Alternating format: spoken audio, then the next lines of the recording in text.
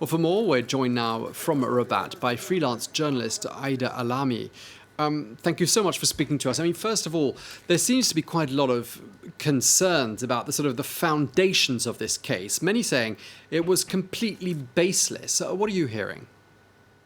Exactly. The case was completely baseless. A few international NGOs who have watched the trial have said so. The defense team was able to establish scientifically that there was no abortion. And that's why the verdict came as a shock to many. Yeah, I'm just wondering, how is the general public there in Morocco digesting this case? What's the view? I think it's hard to tell. On social media, people are really angry.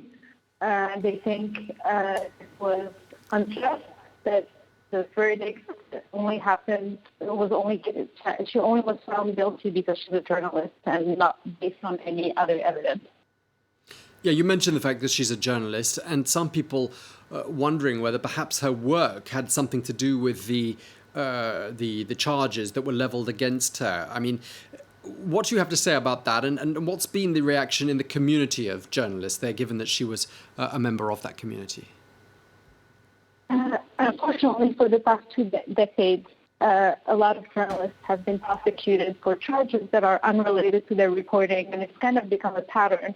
Whenever a journalist bothers too much the state, a case pops up and then they're found guilty, and it kind of neutralizes their ability to be critical of the state anymore.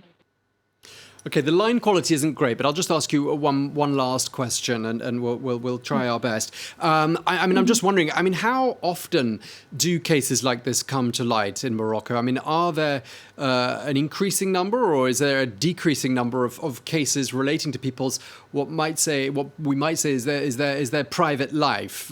To what extent does the law stretch into people's private lives?